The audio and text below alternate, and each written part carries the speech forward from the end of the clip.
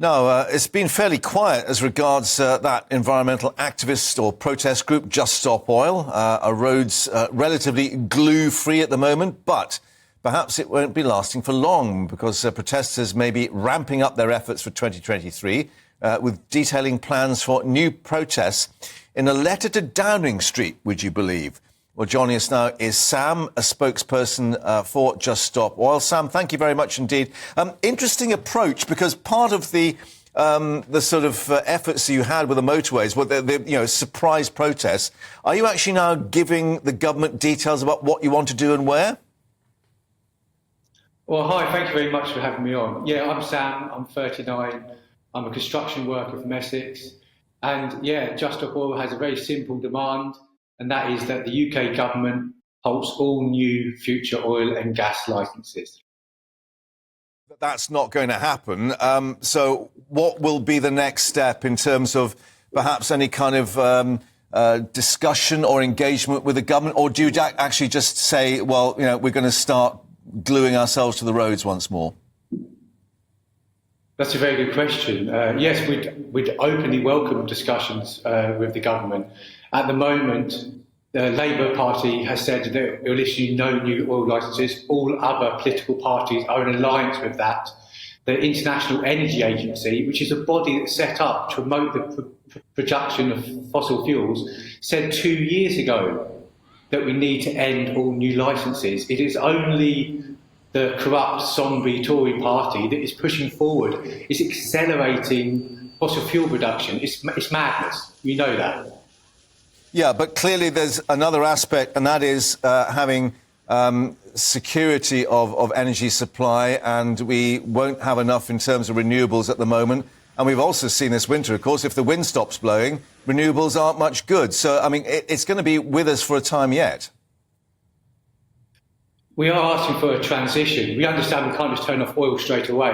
We have 8 years in reserve. We're saying use that 8 years and we make a transition to renewable energy, which is 9 times cheaper. I mean, your audience are probably watching this. A lot of them will be sitting in cold houses, cold homes, and they can't afford to put the heating on. It's madness that we're still fixated and we're still pushing forward for the next decade, 2 decades, 3 decades with oil when people can't actually afford to use it. People are freezing to death in their home this winter. People are living in damp, cold homes. Children will be getting tuberculosis because of that and dying as a result. We need to protect the most vulnerable in society.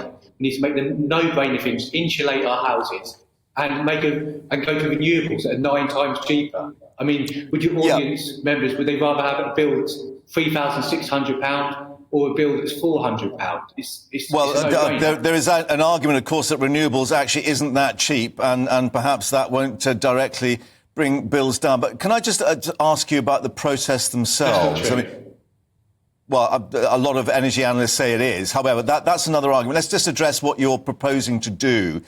Is it the case that you've lost a lot of public support because of the way that you actually handled your protests?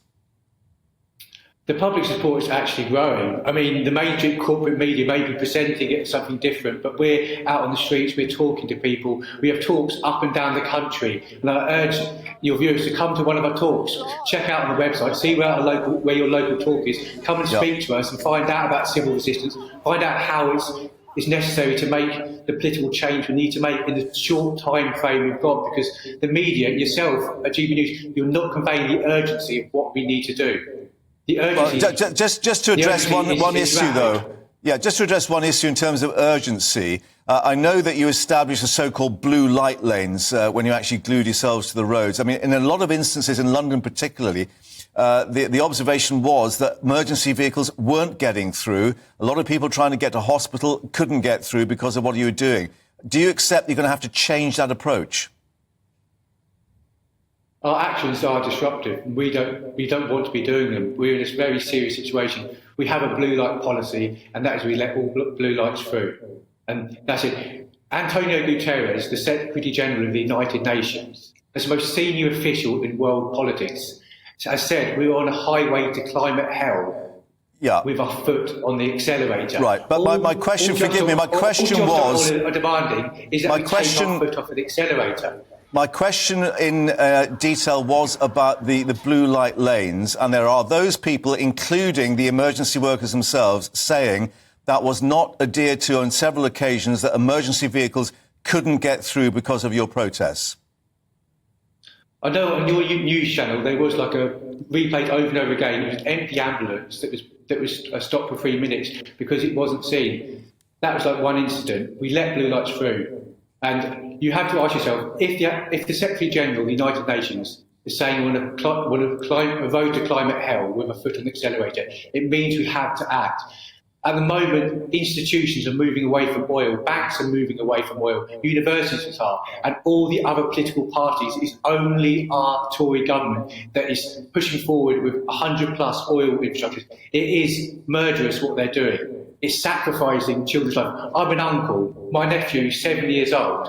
I don't want to allow him to live in a world where we have massive migrations, we have drought, we have poverty, we have starvation. That's what's happening. The government has signed up to this. This is not just me spouting off. The government signed up to it on the Intergovernmental Panel of Climate Change. They know what they need to do, and they're not doing it. And we will keep going, and we urge people to come and support us.